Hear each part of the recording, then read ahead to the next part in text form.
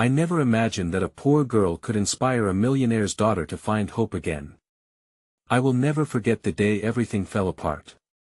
The day the lights went out in my world. I was standing there, shivering, my heart pounding like a drum in my chest. Just that morning, I was just a girl, head full of dreams, hope spinning like a carousel.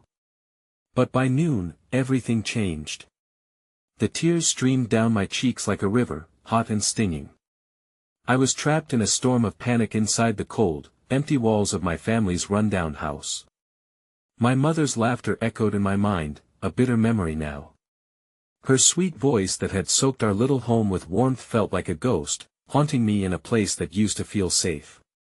"Everything will be okay," she used to say as if magic could fix our crumbling roof. But today, I knew we were barely holding on. As the winter chill wrapped its fingers around me, I felt the weight of despair. I had this unbearable fear of being alone. No friends at school. Just whispers and pointed fingers aimed straight at my heart. "Loser," they said. But you see, behind closed doors, I dreamed of something better, something bigger than my confined universe. I was determined, desperate even, to find a way. It was one crumb of hope that turned my life upside down. An invitation landed in my hands, and it felt like a ticket to another universe. The school was hosting a fundraiser, one where the elite mingled with the hopeful. Millionaires, dazzling, smiling, hovering like stars above. But it scared me. What did I have to offer? I was just a poor girl from the other side of town, feeling that pit in my stomach, doubt shadowing my heart. I almost tossed the invitation into the pile of bills on the table. But there was this whisper in my ear: maybe, just maybe, this was my moment. A chance to step into a world where dreams were not just dreams, but tangible, real things. I held tightly to the invitation, trembling hands clenching it as if it were a lifeline. That night, as my eyes traced the sparkling city lights reminiscent of diamonds on black velvet, I made my way to the lavish mansion. The facade loomed ahead, beautiful and terrifying. Glitzy and haunting, it promised everything my heart longed for. Just beyond those doors lay a crowd of people who seemed to have it all, but as I walked through the threshold, a sudden rush of silence swarmed around me. I felt 1,000 eyes on me, some with curiosity, others with disdain. My chest tightened. And then, there she was, a girl like a shimmering goddess, golden hair cascading down her back, a smile that could blind. The daughter of a millionaire, standing out like a beacon in the night, radiating confidence that made my own self-doubt tower over me, but something drew me to her. An unseen thread pulling us closer together amidst the fancy gowns and oppressive laughter filling the air. In that moment, my heart raced with both fear and exhilaration. Could a poor girl like me actually inspire a millionaire's daughter? Could I break through the gilded cage of her life with my ordinary dreams? Just as this flicker of hope began to blaze inside me, a sudden loud crash echoed from the ballroom. Glass shattered, and the ground trembled beneath my feet. People gasped, panic surged through the crowd. And then I saw something dark snaking through the chaos. The sharp gasp of the girl I had just been drawn to sent chills down my spine. That I didn't know it then, but this was just the beginning. The spark that ignited hope was also a harbinger of upheaval. What happened next would weave our fates together in ways I could never have expected. Hey, before we continue with this amazing story, I need to give you an important heads up.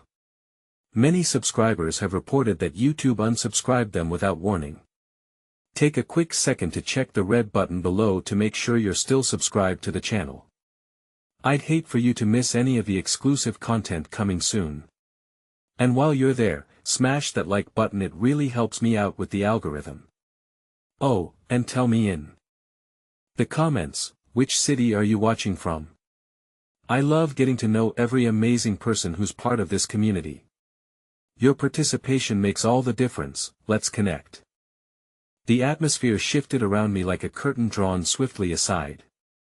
The moment the glass shattered, it was as if the world outside my heart was colliding with the chaos inside it.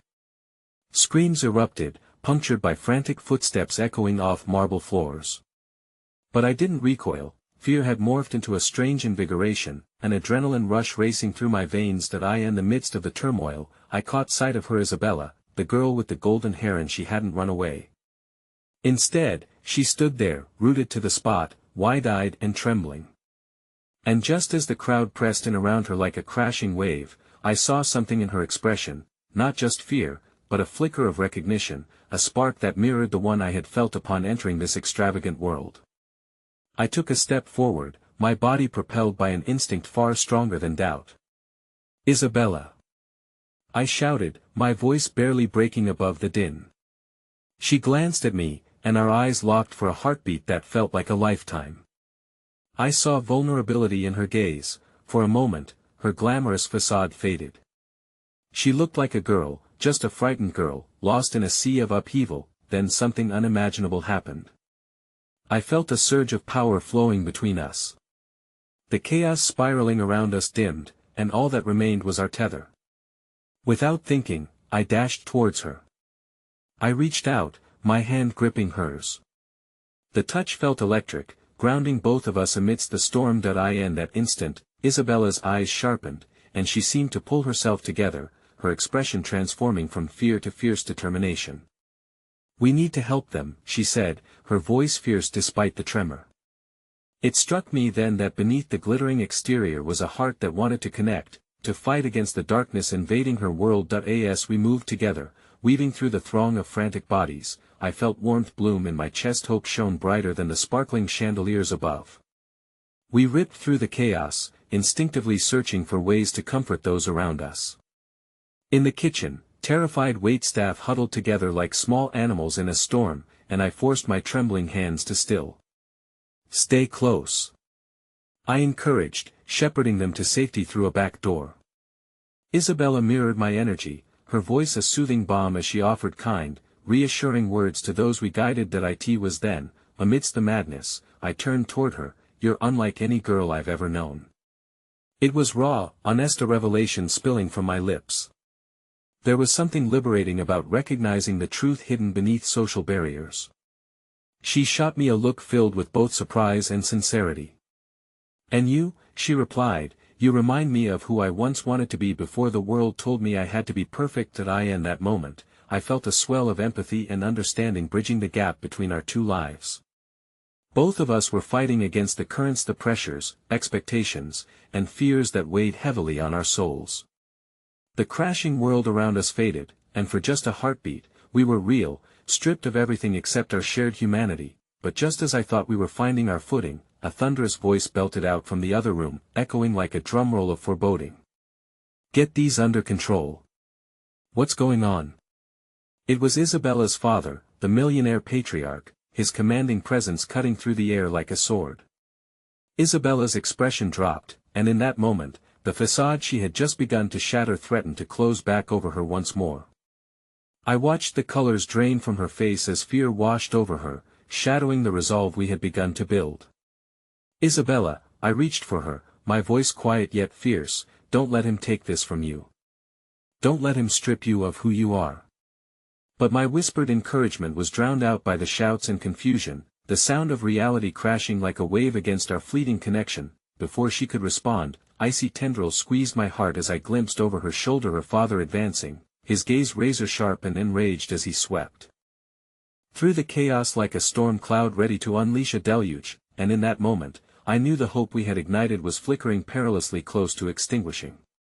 The shuffle of feet drew closer, the air crackled with tension, and I could feel my pulse hammering in my throat. The storm wasn't just outside, it was coming for us, and we were standing right in its path. Suddenly, everything shifted.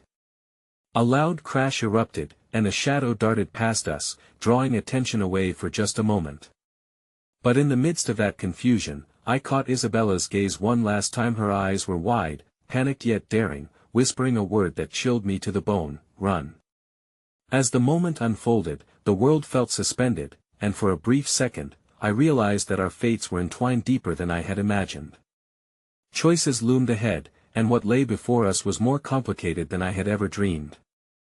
Unbeknownst to us, this unexpected turn might tear us apart in ways we could never foresee. But one thing was undeniable: hope had ignited a fierce battle within us both, and in a world of gilded cages, our moment of truth was just beginning. I don't know how long we ran, my heart pounding in tandem with the urgent rhythm of panic. Isabella's hand clutched mine tightly, guiding me through the labyrinth of chaos that filled the ballroom and spilled into the grand corridor.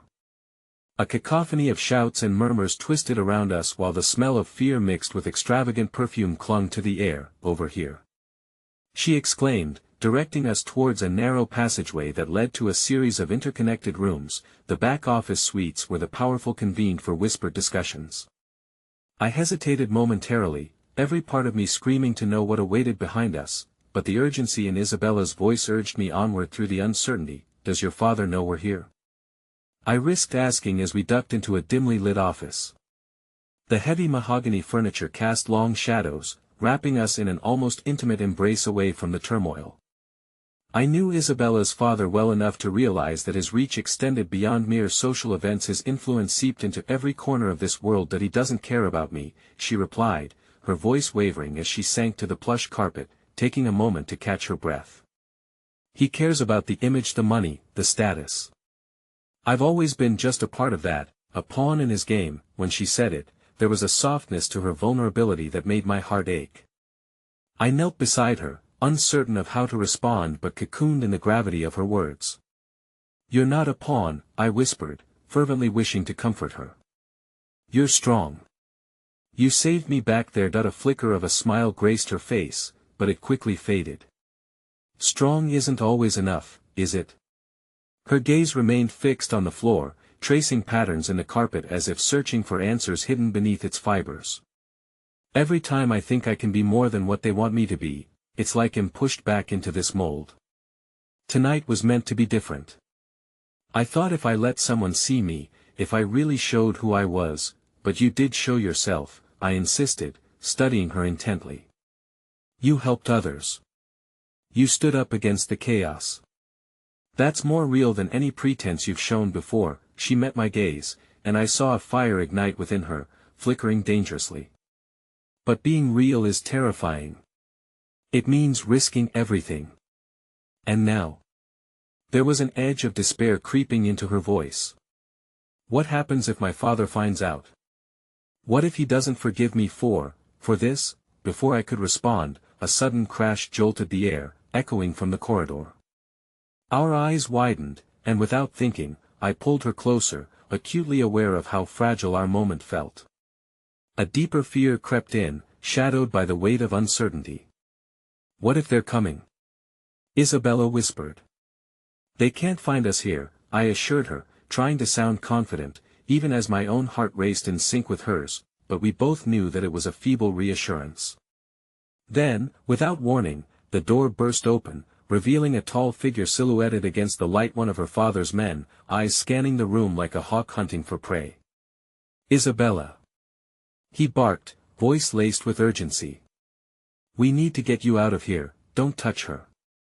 I shot back instinctively, rising to my feet, my body instinctively placing itself in front of Isabella. It was an impulsive move fueled by a blend of fear and protectiveness that I didn't know existed within me until now. The man's gaze shifted between us, confusion and irritation mingling on his face. "You think you can keep her safe? The whole event is in chaos. Her father is furious. We need to go." Isabella's breath started to quicken as panic threatened to take hold again. "I can't go back, not when I'm finally standing for myself. Your father doesn't care about your courage, Isabella. He only sees what is lost. We need to make a deal with him to protect you." And just like that, the weight of her father's expectations loomed back over us once more, cold and suffocating. Instinctively, I felt the tether between us sever slightly.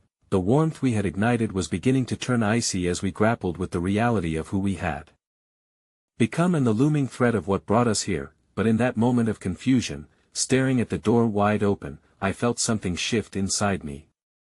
A deep resolve. "No," I finally said, my voice slipping into the space between us, almost tenderly. Isabella turned towards me, the fear and urgency in her eyes mingled with something more profound. And I realized then, as I looked into those golden depths, that my own understanding of family and loyalty was richer than I had ever recognized. It wasn't just her world collapsing, it was mine too, in ways I had yet to fathom. That I won't let you go back to a life where you're unhappy.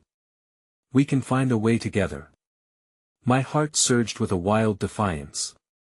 Let's take control of our story. Behind me, the man looked skeptical, impatient.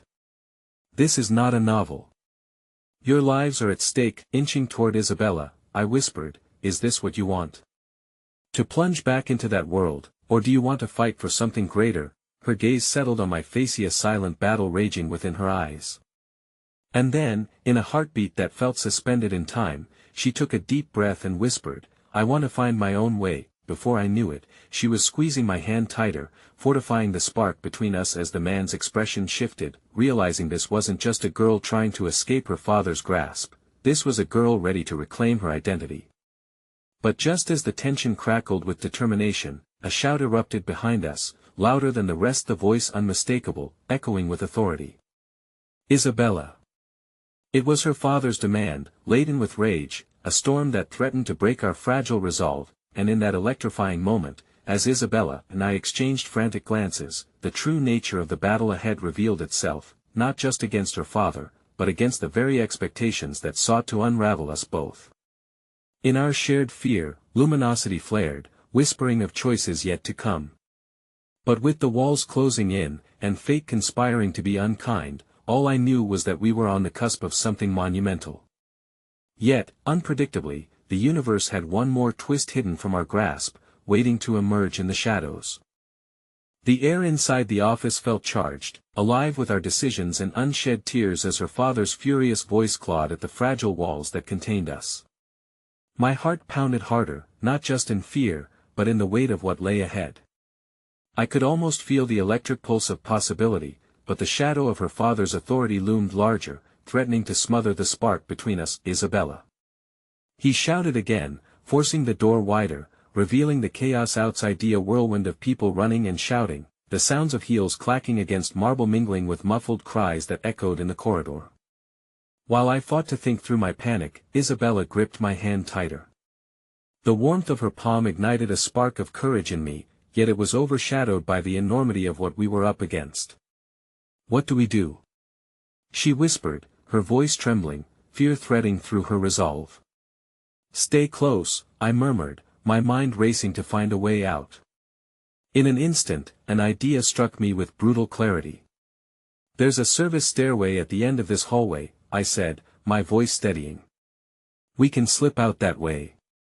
We just need to get past him. The thought of facing her father filled me with dread, but in Isabella's eyes was a flicker of hope that urged me forward. You trust me? I asked. I do, she replied, her voice echoing in the stillness of the room. Together, that word felt like a lifeboat floating in stormy waters, and as her father's footsteps grew closer, it became our lifeline. With every heartbeat echoing my resolve, I moved into the doorway, positioning myself as a barrier between Isabella and the chaos beyond. The bright glint of her father's watchful gaze pierced through the dimness. You're making a mistake, Isabella, he clamored, stepping forward into the room, his expression one of annoyance mixed with concern. You need to understand that this isn't just about you. It's about the family name. Take your family name and your power, and shove it. She shouted suddenly, her voice resonating with the kind of defiance I had never heard before. The shock of her words hung heavy in the air, but there was a light in her eyes, a flame igniting a resolve that mirrored my own. Isabella, you don't know what you're saying. Her father retorted, stepping closer to us, anger contorting his sharp features, but she didn't flinch. That I know enough to realize that I've spent my entire life living for you. Enough is enough. The conviction in her voice pushed me to steel myself further. Enough of your childish games. He bellowed. You think you can just throw it all away? It's not a game. Isabella interrupted, advancing slightly. In that moment, the air around us saturated with bravery, and I felt the layers of fear peel away. It's my life. It's my choice. Electrified by the truth of her words, I clasped her hand tighter. Together we were a force that shook the foundation of her father's reign in this twisted kingdom of wealth and expectation. But just as the tension peaked, her father's gaze shifted from defiance to consideration, and the moment shattered. "I will not let you ruin yourself," he spat, leaning closer, his breath mixing with the tension in the air. "You will come with me, or I will ruin both of you." I felt Isabella stiffen beside me, caught between the tempest of fear and the urgency to finally break free. "No!" I shouted, suddenly realizing that I not only had to protect her from her father but also from the emotional shackles he had chained her with since she was a child. "You can't control her anymore." His face darkened at the insolence of my words, and in that charged moment, I realized that my fight for Isabella was just as much about my own freedom from inherited guilt. A sudden shout from the corridor sent a shiver racing down my spine, the sound of her father's men rushing towards us, furthering the urgency thrumming through the air. "Isabella, you have to choose," I whispered, desperate grappling for the connection between us. With her head held high, she turned back to her father one last time. "You don't own me. I'll never be yours again." Her words struck like a lightning bolt, and in that instant, a fragile but defined line was drawn. It was no longer just about escaping, it was about forging a new path. Stripped of his authority, her father's facade cracked, and I felt the shift. If only briefly, he was no longer the looming threat, he was just a man facing the rebellion of his child, but the moment was fleeting. The echoes of footsteps grew nearer, thudding against the ground as the inevitable march of destiny closed in, through the back. I shouted, yanking her towards the shadowy corridor leading to the service stairway. Just as we reached the threshold, the world felt like it tipped on its axis. The universe held its breath, and for a brief moment, every thought faded, leaving only Isabella and me standing at the edge of everything we feared. But as we ducked into the darkness at the top of the stairs, another furious shout echoed behind us, and the reality crashed down like glass shattering against marble. In that moment of moving forward, I caught a glimpse of her father's face, a silent promise that he would not let us go so easily. With every step we took, the flicker of hope clashed against the weight of inevitable consequence. And then, just as we took another step downward, I felt something in unexpected vibration against my leg. Reaching into my pocket, my heart sank anew as I pulled out a small phone. Isabella's eyes widened, realization slithering into her expression. "It's my father's phone." My voice cracked. "He must have sent someone to trace it." "They're coming," panic surged through us, but deeper still resided the burgeoning strength we had begun to weave together. As we fled deeper into the unknown, uncertainty tangled with unimaginable possibilities, propelling us forward into a future that felt laden with both promises and hazards waiting to reveal themselves. In that rush of descent, the cliffhanger of our destinies grew steeper, threatening to cascade us headlong into the unknown. The tightness in my chest grew heavier as the stairs creaked ominously beneath our hurried steps. The shadows chased us like specters, gliding along the walls, reminding me of everything we were trying to escape. I glanced at Isabella, her fearless determination mingling with glimmers of anxiety as she took in our dark surroundings. "Do you think they'll follow us?" she asked, her voice barely above a whisper, each syllable laced with uncertainty. The confidence we had forged moments before frayed at the edges, taunting the possibility that her father's grip could still ensnare us. "I don't know," I replied, forcing the words through the rising panic. I clutched the phone in my hand, almost as if it were an anchor holding me steady. "We just need to keep moving. We can't let them catch up." "Not now," Isabella nodded, but her gaze flickered towards the small window at the end of the stairwell, where a feeble beam of light spilled through. The path ahead remained shrouded in darkness, hauntingly immovable, and I knew the moment we stepped out into the day, we would be exposed, vulnerable beneath the glaring weight of our reality. As we descended further, I couldn't shake off the feeling that each step echoed not just of our flight, but of every decision that had brought us here. I envisioned Isabella's father, still pulsing with rage, his anger dissipating into a twisted form of invocation against her will. My own heart pounded in resonance with hers, a twofold defiance driven by love and a desperate need for freedom. "There!" Isabella squeaked, pointing to a doorway at the bottom. Her eyes met mine, and in that fleeting moment of certainty, something snapped within me. "We need to get through there." We burst through the door into a dimly lit basement, stale air swirling around shoulders laden with anticipation. The musty scent overwhelmed my senses, but the thrill of potential escape ignited a pulse beneath my skin. Which way? I asked, scanning the cramped space as the echoes of our footsteps faded into stillness. Maybe there's a garage or something, she suggested, moving toward a low-hanging light. I followed closely, catching glimpses of broken furniture and dusty tools strewn about as if forgotten by time. In the gloom, I spotted something shimmering, a sliver of silver glinting in the corner. My heart raced. Over here. I called, racing towards the objective dilapidated car half buried under a tarp. It looked like it hadn't been driven in ages, but I could see it held potential. It could be our ticket to freedom. Do you think it'll still work? Isabella's eyes glistened with hope, but doubt crept into her voice. I don't know, I confessed, feeling a pang of childish dread beneath my bravado. But we have to try. We tore away the tarp, dust swirling like memories refusing to settle. I climbed in through the driver's side, praying for anything resembling fortune. The interior smelled of mildew and countless past attempts at escape. My fingers fumbled over the worn steering wheel as I hurriedly turned the key, resting in the ignition. Nothing. Silence permeated the air, heavy with past failures. Come on. I urged, breath catching as I turned it again. This time there was a sputter, a soft whine of machinery stirring to life before succumbing to stubborn silence once more. What if they catch us? Isabella said, fear lacing her voice as she wrapped her arms around herself. I could see the anxiety creeping into her smile, but I couldn't afford to let despair intertwine with our resolve. I grasped her hand, anchoring her to my heartbeat. We're not giving up. With renewed determination, I turned the key one last time. The engine groaned and strained, igniting a shaky roar that echoed through the empty space. I tightened my grip on the wheel, adrenaline coursing through my veins as Isabella's face lit up with unfiltered joy that we did it. She shouted, wrapping her arms around me from the passenger seat. For a fleeting moment, we had touched heaven, feeling the heady thrill of possibility pulse between us, but then, just as quickly, reality struck like a hard slap against dampened cheeks, reminding us that freedom was precarious. I glanced towards the door. We could still be trapped in this sarcophagus of desperation. The distant clamor of footsteps thudded above, urgent and impatient, just outside our haven. Go, go. Isabella urged as I slammed the car into gear.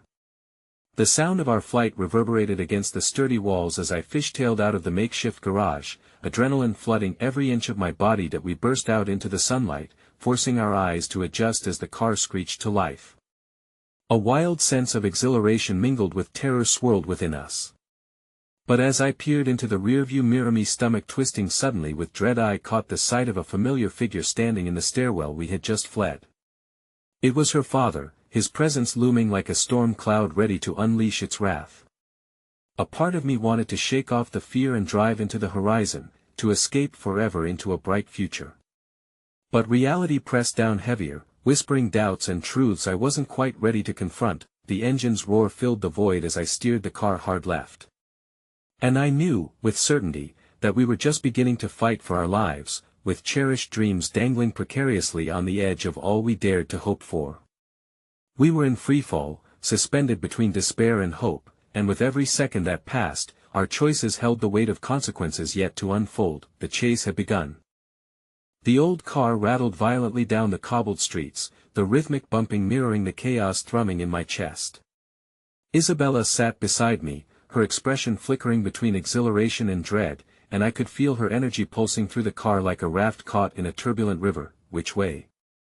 I shouted over the engine's roar, squinting against the brilliant sunlight now streaming through the windshield. We had burst into the world outside, yet nowhere felt safe. The oppressive weight of Isabella's father lingered, an unseen threat that gnawed at the edges of my resolve. Left. She called, barely audible above the cacophony of our escape. I swung the steering wheel with renewed urgency, weaving through the sparsely populated streets, my heart racing with fragments of distant memories, ones that whispered of childhood play and innocence tainted by the shadows of adulthood. As we turned into an unfamiliar alley, the juxtaposition of freedom and fear coursed through every fiber of my being. Each rough brick wall lining the path felt like an insurmountable challenge, each potential creak of the tires could summon the specter of her father. My fists tightened around the steering wheel, knuckles pale against the resolve pulsing within. Just keep driving, Isabella urged, every ounce of her spirit electric with a mixture of fear and determination. Her presence was a fuel igniting something I had all but forgotten.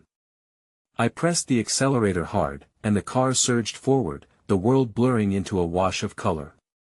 The only sound was our breaths, sharp and frantic, threading tightly together like an invisible tether pulling us along a path riddled with uncertainty. Suddenly, in the corner of my eye, I caught a flash of white, elegant and commanding, instantly pinning me with the gravity of its presence. It was a pristine, classic convertible parked in a nearby lot, a stark reminder of everything I've never known. For a fleeting second, I pictured myself nestled within its luxury, a life of ease and privilege, untouched by pain and struggle.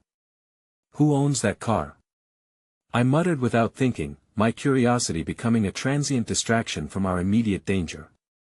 Isabella's gaze drifted towards the vehicle, and for a moment an emotion flickered across her face. That belongs to my father's friend, someone he trusts. They might have seen us, she replied softly, her voice tinged with a hint of sorrow. The car, with its polished exterior, felt like the promise of a world I could never be part of, a world that now felt impossibly out of reach. We can't go back, I said firmly, steeling myself against the wave of bittersweet longing that trickled through the cracks of our escape. We navigated through a side street, the car creaking and groaning under the weight of our fears. I could sense the shadows stretching behind us, whispering warning. What do we do now? I asked, my voice shaky as inching panic seeped back into my chest. We keep driving, keep moving forward. We need to find somewhere to hide, to regroup, Isabella replied, urgency breaking through her touch of melancholy. That flicker of bravery in her eyes sparked within me the embers of hope that refused to die out. For how long? I could hear the sarcasm creeping into my tone, a dark humor veiling my unease. How can we truly escape when his reach is everywhere? Her response cut through my doubts like unexpected sunlight. She turned and squeezed my hand. You believe in me, don't you? Believe we can find a way out of this. It's not over yet. That I felt the weight of her gaze, fierce and unwavering, as if summoning courage from the depths of her determination. For a moment, the future seemed less daunting, buoyed by the togetherness that intertwined our fates, but our shared resolve was short-lived. The car's headlights caught movement farther down the street, and from the shadows I saw two figures emerge, pouring into the road ahead. My chest tightened, the sudden realization gripping me with icy fingers. It's them. I gasped, the familiar pledge of fear echoing through every vein. Without hesitating, I swerved to the right, narrowly dodging a confrontation, but the figures were not far behind. One, too distinct against the gathering evening, must have been her father. I could feel the fury radiating even from that distance, a wildfire of hatred cloaked in protective rage. As we barreled away from the impending confrontation, I glanced back, my heart racing anew. The road ahead twisted into a labyrinth of unknowns, with each turn darkening the horizon. Then, almost as if fate intervened, I caught sight of a flickering neon sign in the distance, open 24 hours. The glow felt like a beacon, a small moment of hope nestled in an ever-encroaching night. Isabella's eyes tracked my gaze. A diner. The idea fluttered like unexpected butterflies in my stomach. Should we stop? I asked, weighed down by what felt like a reckless gamble, her chin lifted, defiance shining through the fear. Yes, we need a plan. And we can't stop moving if we want to stay ahead of him. But even as we sped toward that flickering light, the growing sense of danger transformed into something darker. From my periphery, I noticed a shadow shift on the roadside, the silhouette unmistakably familiar. I recognized it even before the realization hit me. Her father stood at the corner, his features hardened into an expression of rage and determination behind the rented car he had commandeered to hunt us down. The horror of what lay ahead hit me like a tidal wave. Isabella, my voice trailed off, voice cracking under the weight of impending dread. Her eyes widened as she turned to follow my gaze, the fear tearing through her features palpable. No, she whispered, heart and hope crumbling together as the dawning reality crashed down. The chase wasn't over. With no choice left, I sank the pedal to the floor, the engine roaring defiantly against the danger looming in the rearview mirror. We were on the precipice of something devastating, the clarity of evasion blurred beneath layers of uncertainty. I gripped the steering wheel tighter, heartbeat echoing alongside the engine as we raced into an uncertain future. I had never imagined that a poor girl could inspire a millionaire's daughter to find hope again, but here we were lost in trust, love, and unyielding fight against the looming storm. The real battle was just beginning, and it promised no mercy for the unprepared. The diner had never looked so inviting, yet the fear pressing down on my chest felt insurmountable as we screeched to a halt outside. The neon light flickered in anxious anticipation, casting an eerie glow that etched shadows along the cracked pavement. I could feel Isabella's tension radiating beside me, her fingers trembling against the vinyl seat. "Are you ready?" I whispered, forcing a reassuring smile even as doubt twisted in my gut. "Let's go," she replied, determination mingling with worry. We both swung open our doors simultaneously, a prelude of our newfound resolve echoing in our hurried breaths. But as I glanced back, a chill coursed through me. Her father's car lay parked just a block away, its presence a tightening knot of dread I couldn't shake. The bell on the diner's door jangled, an unassuming herald of our arrival. The interior was quaint, a mix of vintage charm and greasy comfort food, illuminated by warm yellow light. A few locals sat scattered at booths, their conversations dipping into the background hum as we stepped inside. Yet, I could hardly focus on them. Instinctively, I knew we needed to keep our heads down. That we slid into a booth in the far corner, hidden from direct view of the large windows, though the sense of safety felt utterly fragile.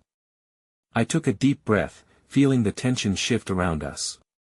"What's the plan?" I asked, my voice barely above a whisper as I contemplated our next move. Isabella leaned closer, her intensity igniting something in me. "We need to figure out where we can go from here.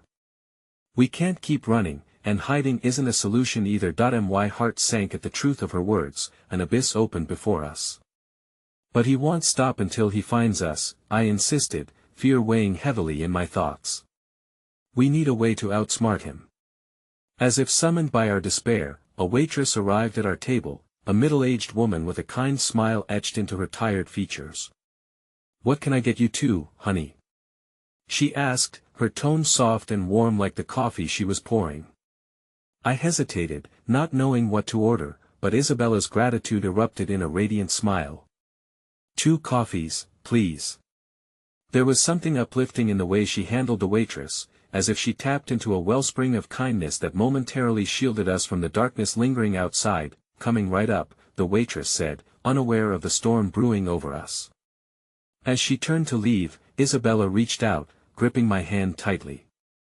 The warmth of her touch sent a pulse of vitality through me, and for a fleeting second, I believed that we might find our way back from this deepening nightmare. Our coffees arrived steaming, clouding the air with the rich aroma. I sipped mine cautiously, letting the warmth seep through me. "We could go to the coast," I suggested, trying to think practically.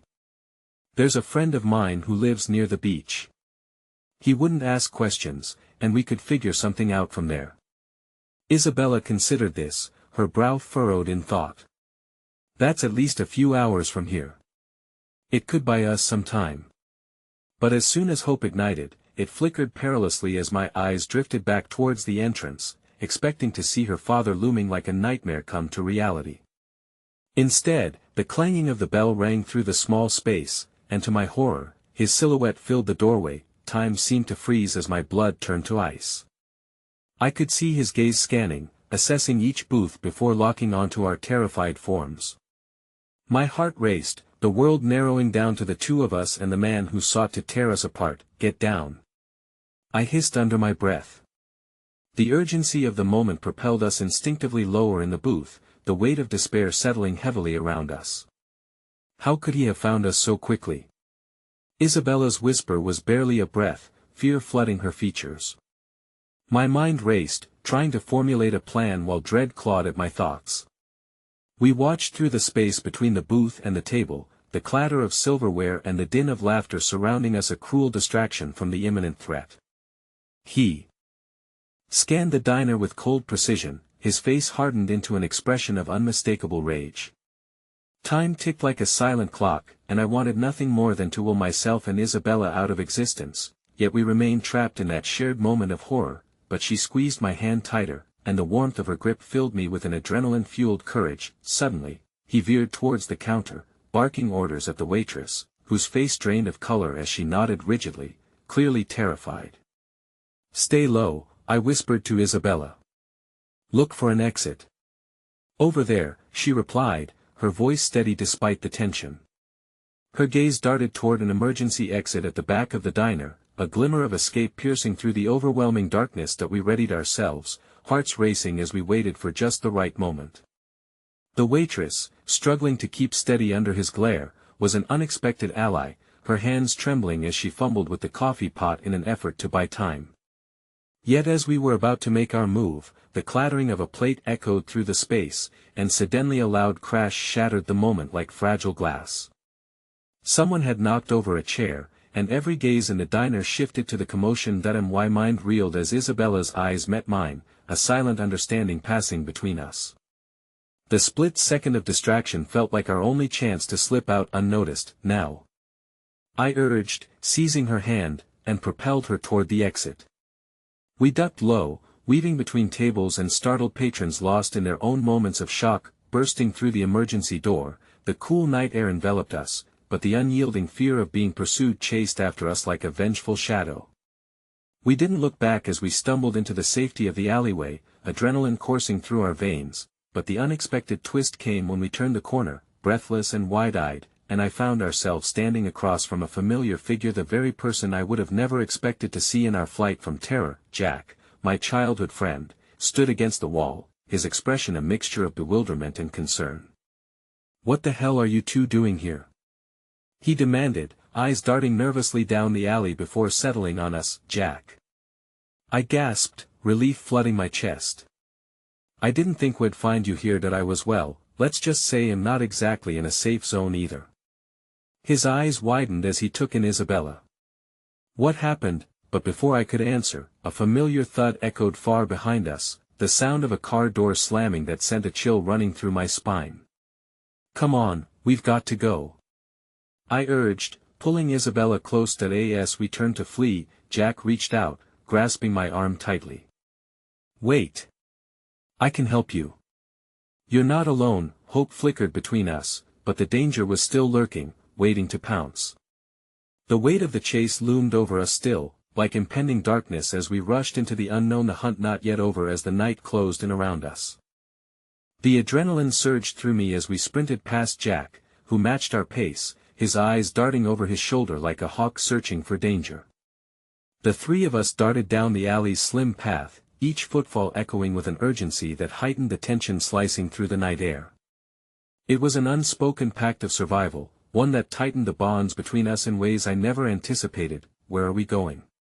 Jack panted, glancing back as we made a sharp turn, the narrow confines of the alley offering little room to breathe. "To my place," I replied, my breath hitching. "It's not far, but we can't slow down." We dashed into the industrial part of town, where the old brick buildings loomed like silent sentinels. The flickering streetlights illuminated the edges of our anxiety, shadows dancing along the ground as if mimicking our flight. I stole a glance at Isabella, her face streaked with fear but also fierce determination. In that moment, she became my anchor. The memory of her father's wrath faded momentarily in comparison to the relentless fight burning in her eyes. "Are you okay?" I asked, desperation rising as we took another corner leading to a more deserted side street. Just keep moving," she replied, her voice steady despite the tremor that lingered beneath it. I believed in her strength because in that moment, she embodied hope. Jack pulled ahead slightly, leading us to a hidden entrance he'd evidently used before. He pressed against a battered door, the metal creaking as it opened to reveal a cramped sanctuary adorned with old furniture and scattered remnants of our childhood. "Not the Ritz, but it'll do," he said, glancing nervously outside as he ushered us in. The door clicked shut behind us, muffling the chaos from the streets beyond. The room wasn't much. A small couch against the wall, a rickety coffee table teetering in the center, and a few boxes stacked high enough to resemble a makeshift barricade. But in that moment, it felt like a sanctuary, a safe harbor from the storm. As Jack flicked on a lone lamp in the corner, casting a dim glow over our tight space, I felt the tension ease, albeit subtly. I caught a glimpse of Isabella, her shoulders relaxing as she finally exhaled deeply, the weight of our escape momentarily suspended in the air. "Can you tell me what happened?" Jack asked, his expression a mix of worry and anger. "You two look like you've just run from hell." That I opened my mouth to speak but caught the flicker of hesitation in Isabella's eyes. The gravity of our truth lingered heavily on us, an anchor pulling down the moment of relief we had just encountered. "Isabella's father, he found out we were together," I finally managed to say, my voice shaking. "Things escalated fast. We just couldn't stay." Jack's expression morphed from confusion to sympathy. "I knew something was off when I saw him earlier. I figured he was searching for you both, but here." He took a deep breath, trying to collect his thoughts. "You're really not safe, are you?" Isabella and I exchanged a glance, the shared realization that we had left behind not just fear but the ones who used to consider us safe. The bonds of trust and love that had fastened us to everyone we knew had frayed under the pressure of selfishness and betrayal. No, she replied softly. "I thought maybe things could get better, but it only grew darker," I finished for her, feeling the weight of her sorrow settling in the pit of my stomach. It hurt to see the vibrant flower of her spirit wither under the threat of looming despair. Jack stepped closer, the determination flickering back into his eyes. "I can help," he stated firmly. "I have a few contacts who owe me favors. We can lay low until we figure something out. Honestly, I'm good at this kind of stuff." Desperation bubbled within me. Part of me wanted to cling to his offer of hope, yet doubt clawed at my optimism. "But can we trust anyone?" Before Jack could respond, the sound of heavy footsteps echoed from outside, the rhythm of boots unmistakable in the quiet of the alley. We froze, the pulse of fear thrumming in the back of my mind as I pressed my ear to the door. The footsteps grew closer, accompanied by the ominous sound of an engine rumbling to life. It didn't take much for us to exchange looks of realization. Time was running out. "It's him, isn't it?" Isabella whispered, the light fading from her eyes as her grip tightened on my arm. "Do you think he tracked us here?" I asked, my heart hammering in my chest.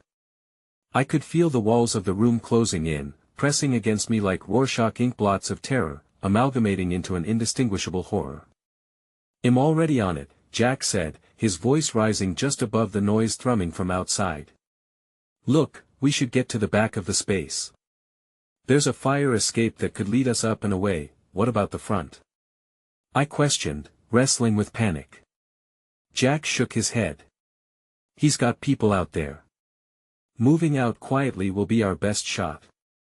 As we edged toward the back, footsteps ceased momentarily. My heart sank, caught in a state of both impending disaster and fragile hope. Would this room truly provide us shelter, or was it merely a prelude to our capture? A loud bang resounded against the door, shaking my resolve. The scrapes of metal on wood echoed like an urgent warning. "They're coming!" I shrieked. "Go!" Jack commanded as he kicked open the back door, urgency boiling over. Now, Isabella and I followed without a second thought, forcing adrenaline to propel us forward. We climbed the creaking stairs towards the roof as the sounds of chaos unspooled behind us. I could hear Jack urging us onward, his voice strained yet determined. But as we reached the top, we were met with an unexpected sight: a rooftop that spread out like a canvas across the glowing city skyline. The beauty was striking, yet it felt like a cruel joke in contrast to the tempest that raged behind us. If hope existed in the expanse of this open sky, it fled faster than the moments that led us here, consuming us whole. As a half-formed thought echoed in my mind: what if this rooftop was just another place from which we could fall? And as I turned back to see Jack leading us forward, a horrifying realization hit me: Isabella was no longer beside me. No. I shouted, spinning on my heels as I felt the cold grip of panic seize my heart.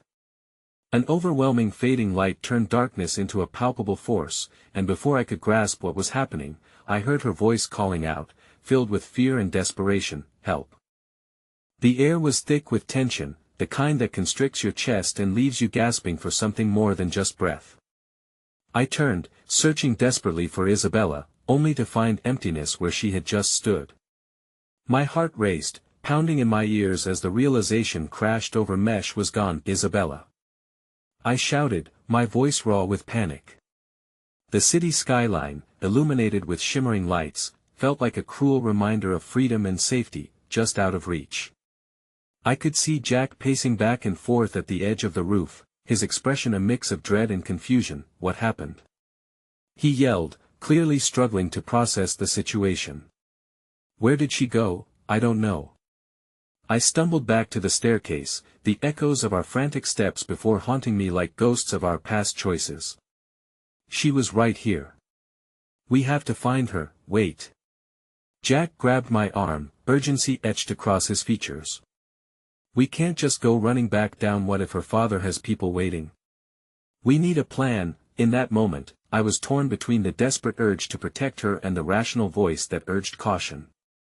We had barely escaped his grip, and if he found us again the thought was suffocating. In a haze of fear, I realized that every second spent deliberating was a second Isabella was alone vulnerable. She's scared, Jack, I managed to say, my voice trembling. We can't let him catch her. We have to do something. Okay, he said, stepping back to assess our surroundings as if the answer lay hidden within the shadows of the rooftop. What if we create a distraction? I might be able to draw attention away from her while she hides. If we split up. The idea felt like a knife twisting in my gut. You're talking about dividing our only hope. What if something happens to you? She needs us both. Or one of us needs to make sure she's safe, he argued, his fists clenched at his sides. Look, she's resourceful, and if she knows we can't afford to be cornered, she'll find a way to survive. But if we don't act now suddenly, a scream pierced the air. It wasn't Isabella's voice, but it sent a tremor down my spine. I caught sight of a group of men emerging from the stairwell, their faces lit by the dim glow of the streetlights, twisted into expressions of malice. My breath caught. These were the same men I had seen with her father, their presence igniting every fear I had tried to suppress. Jack! I shouted, but he was already in motion, his decision solidifying before I could stop him. He rushed towards the edge, waving his arms to draw the men's attention while I remained frozen, the landscape before me shifting between panic and resolve. Over here! Jack yelled, his voice a sharp beacon against the chaos. If you want Isabella, you'll have to come through me. A part of me wanted to lash out at him for being reckless, but the fervor ignited within me a fierce determination to protect the last threads of hope we had left. Without thinking, I darted toward the rooftop's adjacent ledge, scanning for any sign of her. And then, amidst the rising fear, I caught a glimpse of movement. A figure darted behind some old ventilation ducts at the far edge of the rooftop, shrouded in shadows but unmistakably Isabella. My heart surged with a pulse of relief. She was still fighting, still willing to hide rather than give in. A primal instinct coursed through me, pushing me to act. Isabella! I shouted again, trying to keep my voice steady. Stay hidden. We're coming for you. From my periphery, I could see Jack creating a diversion, his voice rising above the clamoring commotion as he insulted their intelligence, daring them to take a step closer. Each rhythmic thud of my heart anointed my determination with adrenaline. Just as I turned to support Jack, one of the men lunged, grabbing him by the shoulder and shoving him backwards. My breath caught in my throat as the world blurred around me. No! How could I let him sacrifice himself like this? Let him go! I charged forward, my instincts guiding me as I put myself between Jack and the men. My heart thundered as I faced them, the adrenaline coursing through me, igniting an unexpected fire. Who do you think you're protecting? One of them taunted, his voice dripping with disdain. She's nothing but trouble just like you. Shut up! I shouted, the words spilling out with raw emotion. You don't know anything about her. She's a liar and a parasite. Just like her father, another chimed in, their contempt slicing through the air. In that moment, I felt something inside me crack. Every ounce of feeling I had been burying rose to the surface: fear, anger, and the sense of deeply rooted betrayal. I was not merely fighting for Isabella's life or mine, I was fighting for our story, for the future that might never come if I didn't stand my ground. Just as I braced myself for what might come next, the earth beneath me trembled as if sensing the weight of our struggle. And then, through the chaos, I caught sight of Isabella again, darting forward with fierce determination, her expression heart-stoppingly fierce. "Get away from him!" she cried, charging like an unstoppable force, and a spark ignited within me, but in that moment of exhilaration, the ground shifted again, and the world around us trembled more violently. The rooftop was collapsing. "What's happening?" Jack shouted in alarm as we all stumbled forward, the men suddenly distracted by the danger we now faced. Heavy slabs of roofing began to crack and splinter, sending debris cascading to the street below. Time slowed as I reached out for both Jack and Isabella, pulling them close as we braced for the inevitable. The roof groaned ominously, and adrenaline coursed through me like lightning, each second extending into eternity.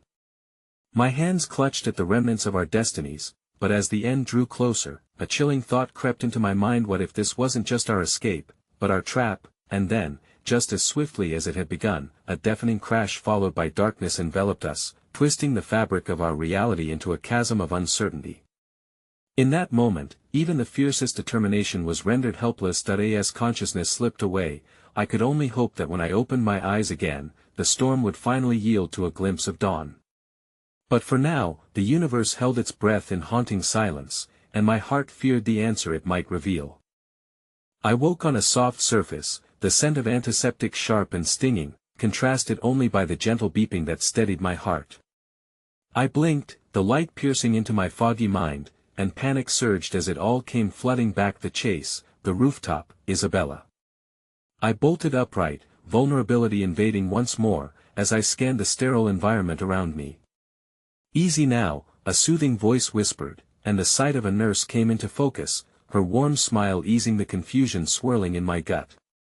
"You took quite a fall. Best to take it slow. Is Isabella okay?"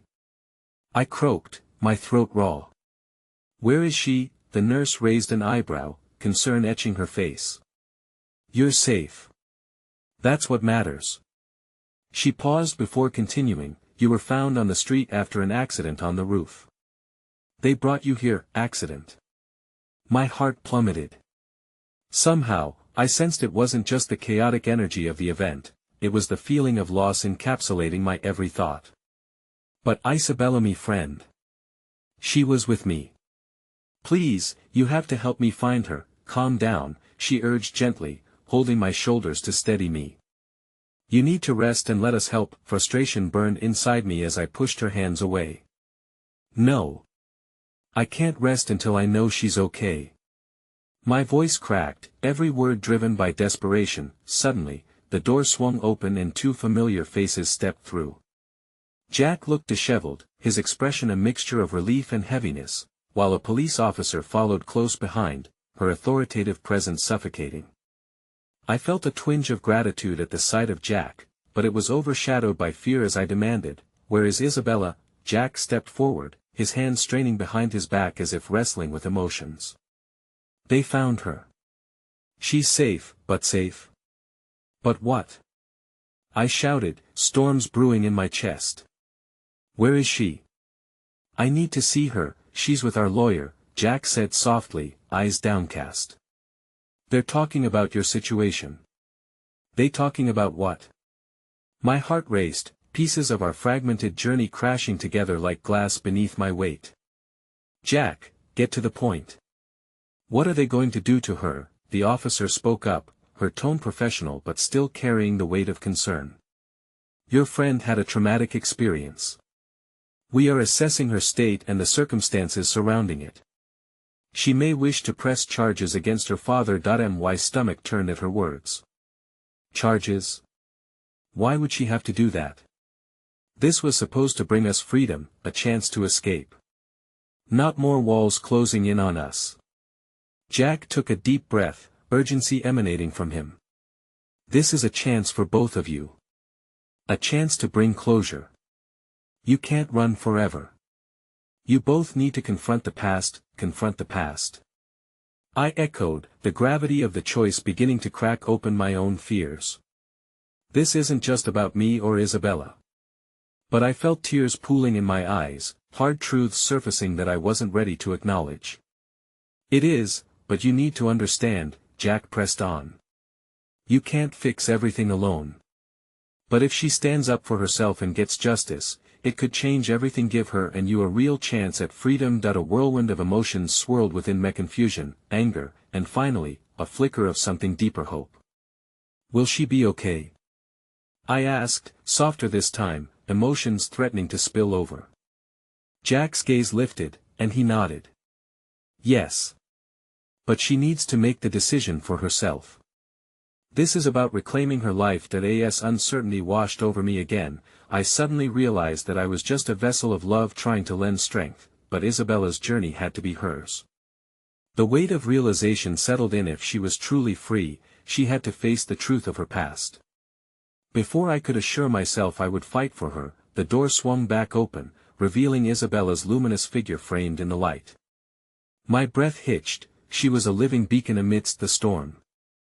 Fatigue painted her face, but within those eyes glimmered a strength I'd never known. Isabella. I called, the name escaping like a prayer. She rushed forward, the connection swift and electric, and enveloped my hands in hers, warmth igniting. Within the void.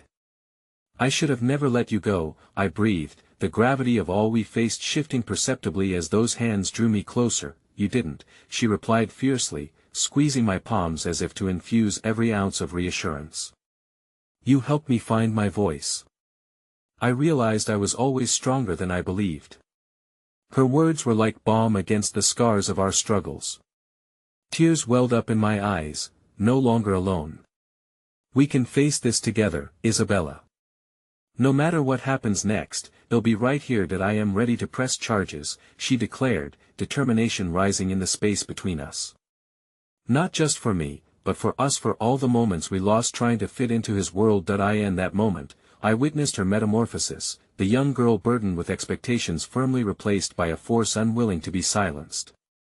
Together, I pledged, the word resonating in the space that surrounded us, empowering us both. We stood there, two souls entwined in defiance of the darkness hovering at our edges, strengthened by our shared battle against the past.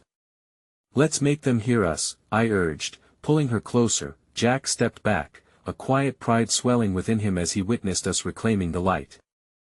And as we faced the officer, ready to usher in the new chapter of our lives, I felt a rush of something beautifully real.